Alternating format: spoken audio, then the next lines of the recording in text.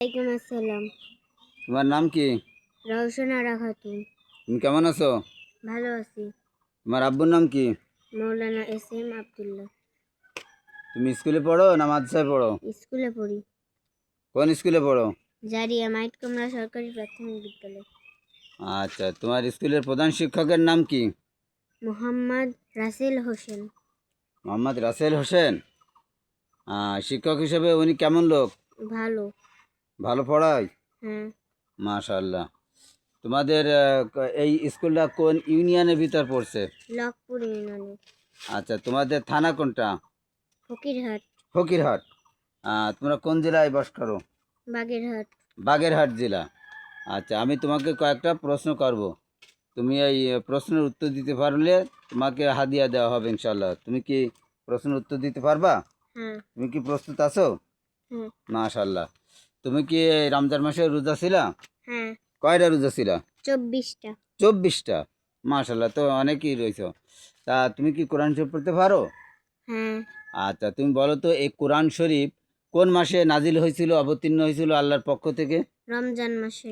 রমজান মাসে। মাশাল্লাহ। তুমি বলো এই কোরআন শরীফে কয়টি সূরা আছে?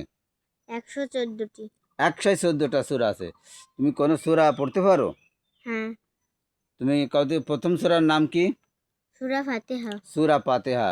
এই সূরা ফাতিহা পড়ো তো একটু তুমি সুন্দর করে, সবাই একটু শুনুক। আউযু বিল্লাহি মিনাশ শাইতানির রাজিম।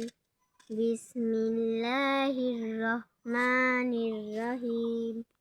আলহামদুলিল্লাহি রাব্বিল আলামিন।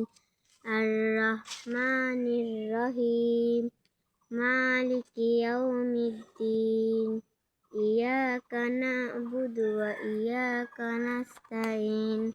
ইহদিনাস সিরাতাল মুস্তাকিম।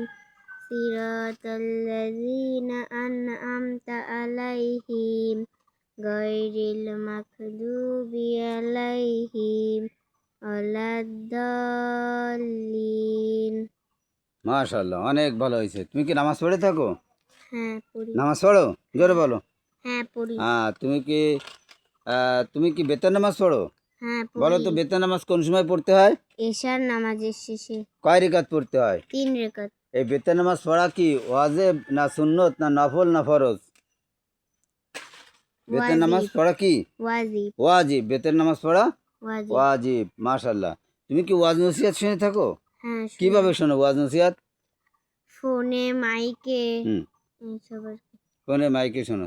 তুমি কি বাংলাদেশের একজন বিশিষ্ট আলেম আছে যাকে কোরআনের পাখি বলা হয়, তুমি কি তাকে চেনো? হ্যাঁ কাকে চিনি। বলা হয় কোরআনের পাখি? বাংলাদেশের কোন আলেমকে, কোন ওয়াজিনকে, কোন শ্রেষ্ঠ বক্তাকে?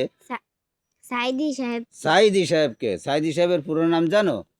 জনাব হজরত জনাব হযরত মাওলানা মাওলানা দেলোয়ার হোসেন দেলোয়ার হোসেন সাইদি। সাইদি সাহেব। তুমি সাইদি সাহেব ভাবেই সবাইকে চেনো, তাই না?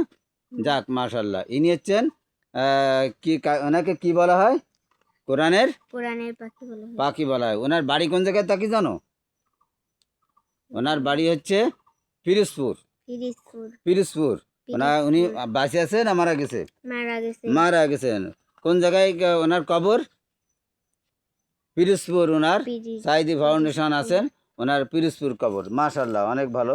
তুমি কি বলতে পারবা যে কোন নবীকে মাছে গিলে খেয়ে ফেলছিল?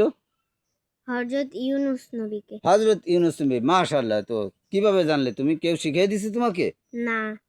না শিখিয়ে দিলে তুমি পারবা কি রে? তুমি পড়েছো কোন শিক্ষকের কাছ থেকে? জানিছো, শুনেছো। যাক, মাশাল্লাহ। তাহলে হযরত কোন নবীকে মাছে খেয়েছিল? হযরত কয়দিন ছিল মাছের পেটে? 40 দিন। আচ্ছা, কোন দুয়ার বরকতে তিনি মাছের পেট থেকে বেরিয়ে আইছিল তা কি জানো? হ্যাঁ। কি দুয়াটা?